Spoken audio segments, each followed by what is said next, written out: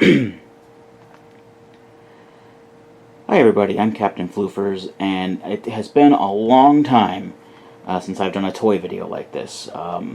However, I actually collected all these things, and I really like them, and I want to show them off. So here we go. Today I'm going to start a series of videos looking at the Deluxe Mecha series line from Osama Sentai King-Ohger. I'm going to be completely honest, I have not seen King-Ohger, nor have I seen any contemporary tokusatsu shows since, like, 2021. It's not out of a lack of interest or anything, it's mainly due to the fact that the major groups that covered the shows that I like got DMCA'd by the production companies, and I just never got around to finding alternative ways to watch them. However, I have been keeping up on a cursory level through toy videos, random Google searches, and looking up wiki articles. So I do apologize if I get some of the details of the lore wrong, but yeah. King-Ohger, from what I understand, takes place in an alternate fantasy version of Earth, and each of the characters in the main team are rulers of countries within that fantasy world. And there's also a bug motif with it. And that's pretty much what there is to know. There's like a bug empire that's like trying to take over the world, because of course there is. It's a show that I'll probably watch at some point in the future, but right now I don't know anything about it other than the cursory stuff that I've looked up online. Now, I originally wasn't going to collect for this line at all.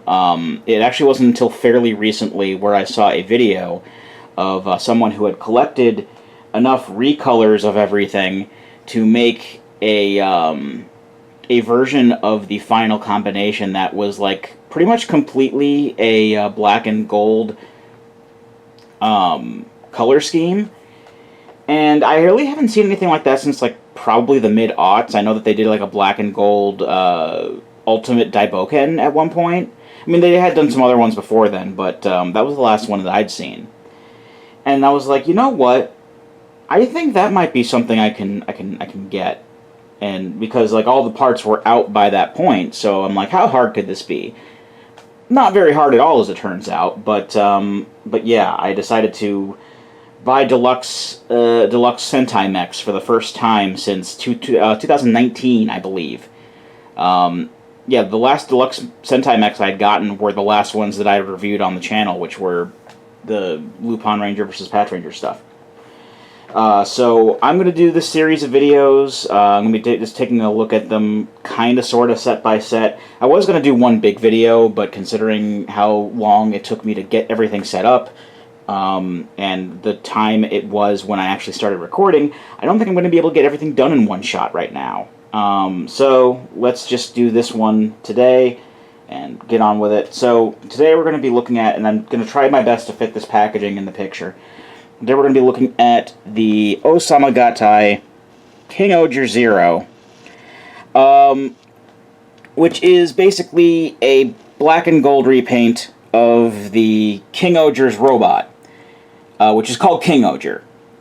I also think it's strange that they named the robot after the team, but, I mean, that's not the strange part. I mean, the robot has the same name as the team. That normally doesn't happen.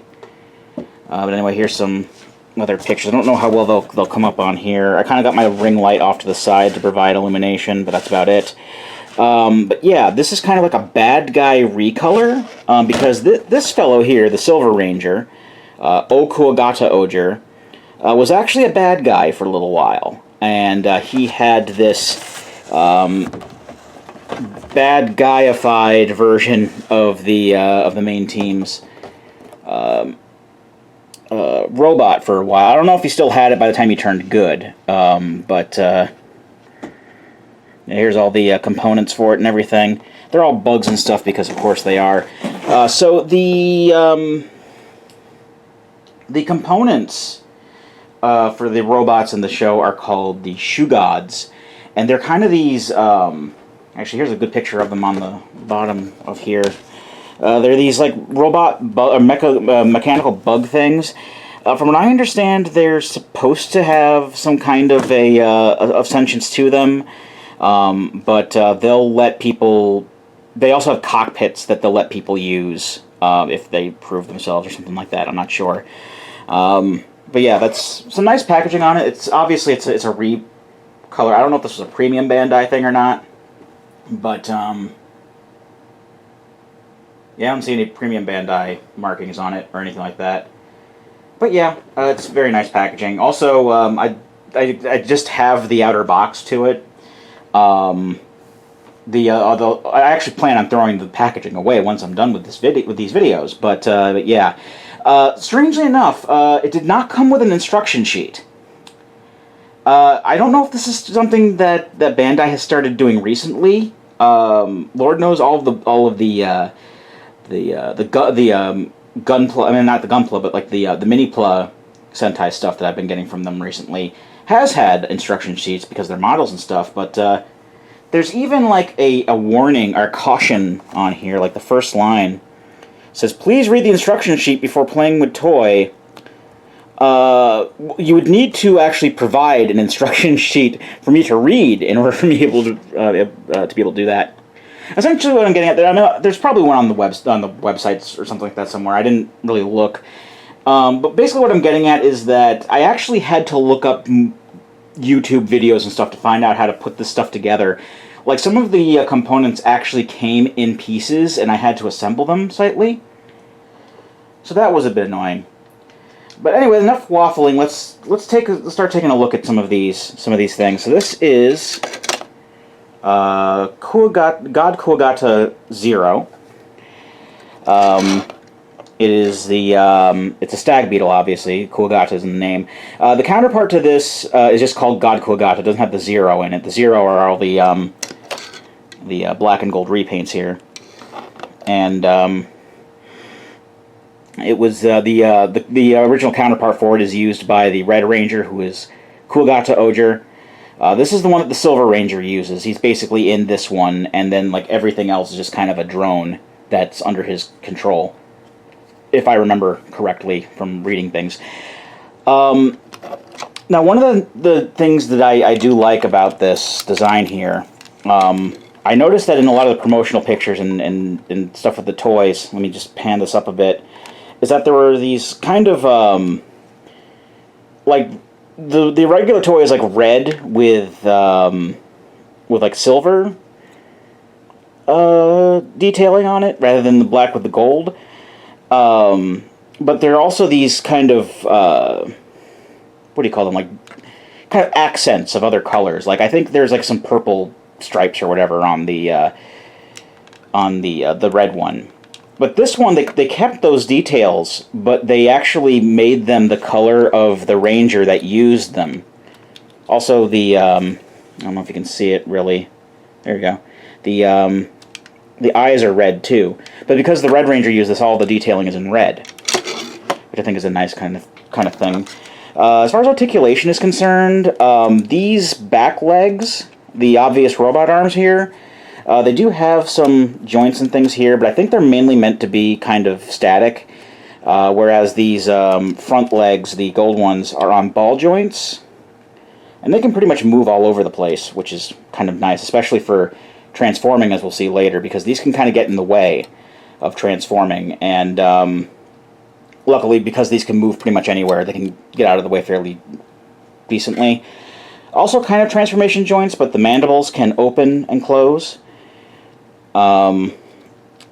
And also the shell on the back can open. It's kind of like wings. And yeah, not really much else to it. That's pretty much going to be a theme with these, is that they have like the basic articulation, if they have articulation at all, but they don't really have much else to them in the component form. So this one here is God Tombo 0, and wow, the lighting is really bad. I'm sorry about that. This is the best I can do, unfortunately. The counterpart to this, it's obviously the Dragonfly. The counterpart to this was used by King-Ohger, who's the Blue Ranger. And there really isn't much to this. The wings are on these hinge joints, which means they can flap. But other than that, there's really nothing else to it. It looks nice though. That's pretty much all I got to say about that one. Next up, we have God Kamakiri Zero. This is a mantis that is used by Kamakiri-Ohger. The counterpart's used by Kamakiri-Ohger, who's the Yellow Ranger. A little bit more articulation on this guy. The head is kind of on a ball joint. Can only really look upwards for the most part. And the body is also kind of on a hinge joint there as well. That's mostly for transformation. I usually have it up like this because it looks like this when it's on the ground. But the arms are can also rotate on their joints. They feel kind of like ball joints, but they're really not. And the back legs can also move up and down, but that's mostly for transformation purposes. Again, it looks okay. I'm not a big fan of the big, obvious connector port on the back, but that's also there on the show, so there's not really much we can do about that. And this is God Papillon Zero. It is a butterfly whose counterpart is used by Papillon-Ohger, the Violet Ranger. I actually really like the gold and purple detailing on the wings there, and there is some basic articulation with the wings. A couple of parts I don't like about this. There is a ball joint on this leg assembly down here, and the ball joint is there for a reason, and it's a very good reason that we'll get to later. But it's kind of weak a little bit, and if you want to set it down, it just kind of droops forward, and there really isn't anything I can do about that. Another complaint I usually have with this is that this whole section does come off as part of the transformation, and the way that it clips in, it doesn't really like to stay in all the way, or it can be a pain in the butt to get in place and to get to stay there. Fortunately, I just got this out of the super final combination, so because that had a way of reinforcing that in there, it's fine now. But yeah, that's just kind of a concern for me. Other than that, it looks great, but just a few things that irk me about it. Next up, we have God Hachi Zero. It is a bee, and its counterpart is used by Hachi-Ohger, who is the Black Ranger. Not much articulation on this one at all. These wings are on ball joints, so you can move the wings wherever you want, but other than that, not really much else going for it. But again, it looks kind of cool, so we'll give it that at the very least. Now, something to keep in mind is that those 5 components aren't the only components in this robot. Despite the fact that these are the main components that are used by the Rangers, Bandai had the fun idea of bumping up the number of components that are in the robot. Basically to say, oh look, this is a record-breaking moment for the series. The starter robot has more components in it than any other starter robot up to this point. So there are technically 10 components. It's just that the remaining components, which aren't really necessarily assigned to any Rangers, are stuff like this. 2 of them, in fact. These are God Tento Zero. They are ladybugs. And this is all they are. I would say they're essentially just lumps of plastic, but they're actually just kind of 2 lumps of plastic screwed together. Because the gold plastic and the black plastic are different pieces. And they don't do anything. They're basically just little pucks. They don't have any kind of action features or anything like that. This is all that they do. And probably the thing that kind of makes me iffy the most with these, I mean, they look neat to an extent, but they could have looked so much better. The regular versions of these are like just regular ladybug red, and the spots are also painted black. They didn't paint these black. I don't know if it's just like the polymer of the plastic makes it so that they can't apply paint to it. I know that I've run into that sometimes with certain Transformers figures. But it's just, these are two of the components. It's just like two examples of the same thing, and neither of them do anything. And that kind of continues with these guys. These are God Kumo Zero. Kumo means spider, so they are spiders. There's one that is gold with black legs, and one who has those colors inverted. And at least these guys have articulation. You can move the legs. If I can get them in proper light, you can move the legs up and down. But that's pretty much it. Again, they don't do much of anything. They're just there to pad out the numbers.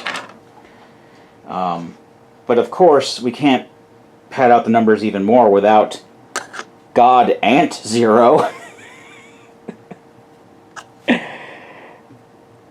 This is exactly like the ladybugs. It doesn't do anything. It's just a lump of plastic, or rather, two lumps of plastic screwed together.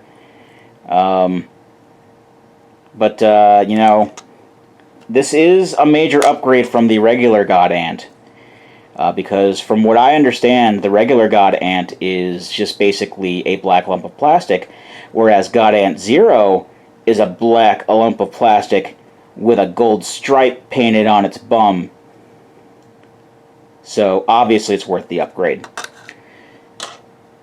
Alright, so yeah, those last few components are a bit lackluster, but at the very least, we can combine them into a robot, so let's combine them into a robot.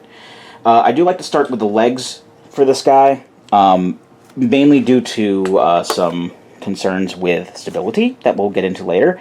So I'm going to start with the Mantis here. I'm going to bump the back legs up one semi-ratchet. I don't know, they're not really ratchets, but, you know, one position each. I'm going to fold down the body all the way and just kind of like let everything else kind of fall into place. And then the abdomen on the back here can ratchet down and forward to basically make a leg. It's probably not going to stand up on its own, so I'll just leave it like this right here. And then the bee comes by and gets the same kind of treatment. Except all we do with this is just fold the wings down. And they fit very nicely over the legs like that. And then again, the stinger comes down. Just make sure that it's even. A good way to tell is that they can go one click past like even footing. So just, if you need to, just put it forward all the way and then put it one back. So we've got our legs are pretty much ready to go. Now let's bring in the stag beetle. Let's put the Mantis off to the side too. The stag beetle is like the central component, so it's going to use the most work. Let me probably just see if I can do this well while keeping it good in shot. So I like to start off by straightening out the arms, the obvious arms, and then there's a hinge here for each arm. You can get the legs out of the way. This will ratchet forward on that hinge, and then we'll bring both arms down again 180 degrees.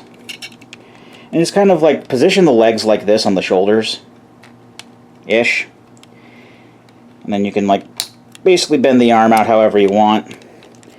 This little leg piece can flip back, and then I don't even know if twisting the fists like that is even necessary for a transformation. That's just what I do because it kind of fills out the legs a little bit more when it's in its stag beetle mode. I just do the same thing to the other side.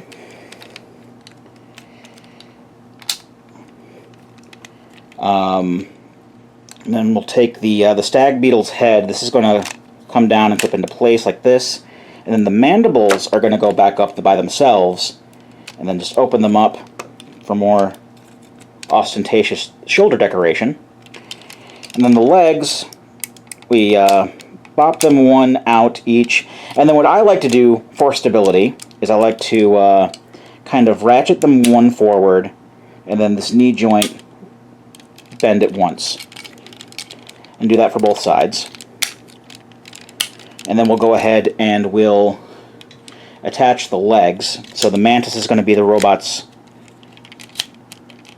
right leg, and the bee is going to go in on the left leg. And these the ankles can pivot as well for more stability, so we can actually stand it up.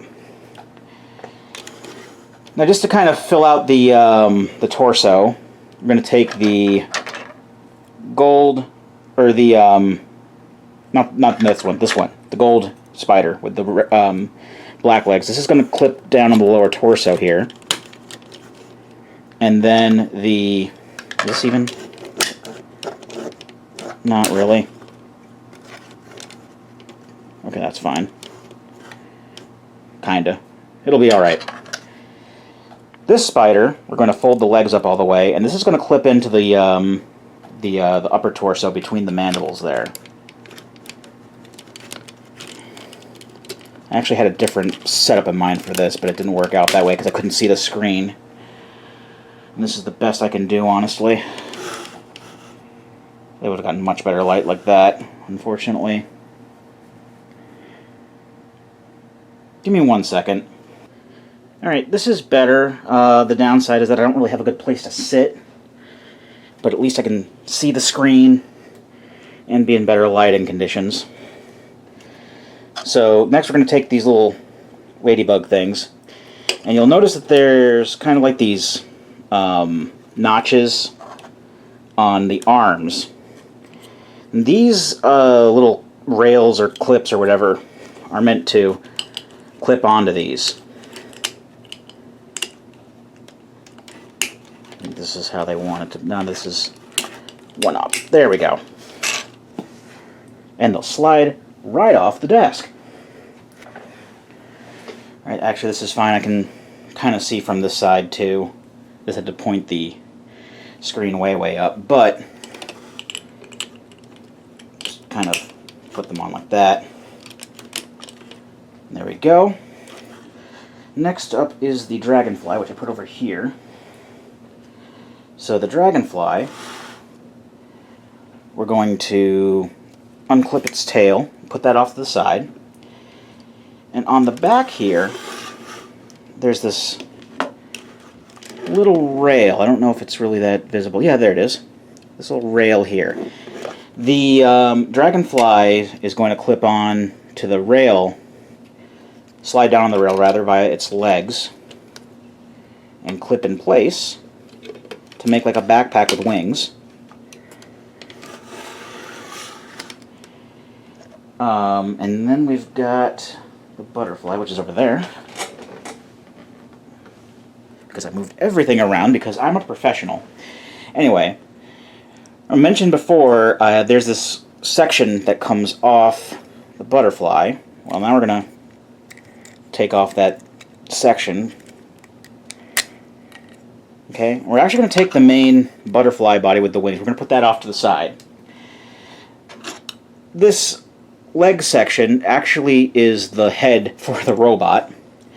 So what we're going to do is we're going to swing the leg sections forward like this, and the little horns go up, and this clips into place in this spot here on the shoulders. But we're not done yet, because the sword is considered part of the transformation, because, you know, we've got some parts left over. So here's the dragonfly tail, and here's the butterfly.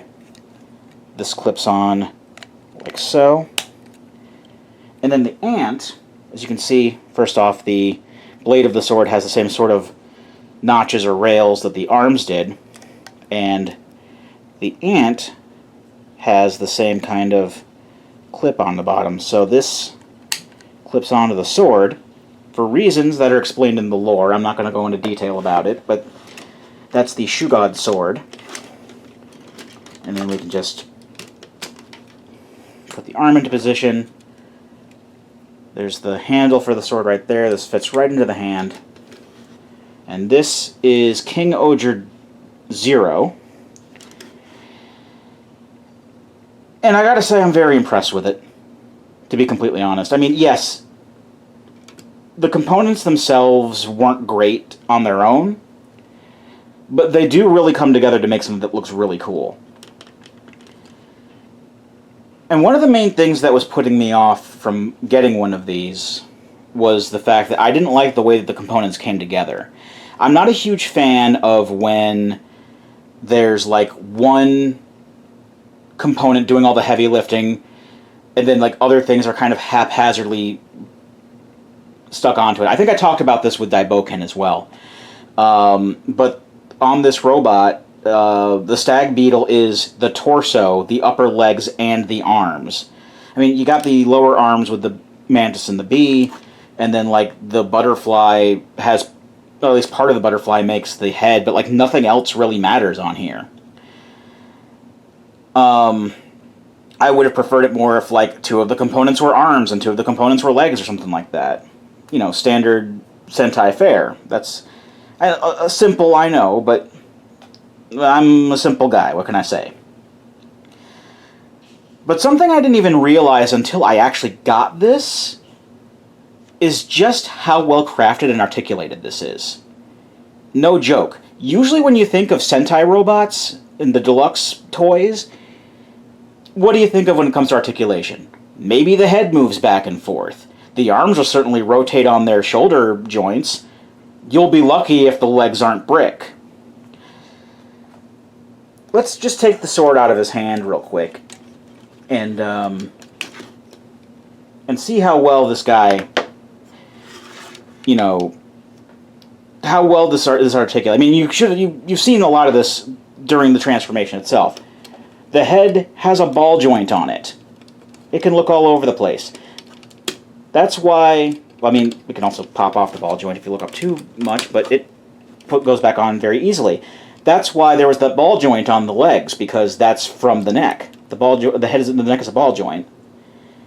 You get stuff out of the way enough, you know, the arms can go in and out. They have the standard Sentai rotation. Things can actually get out of the way of them to accommodate for that.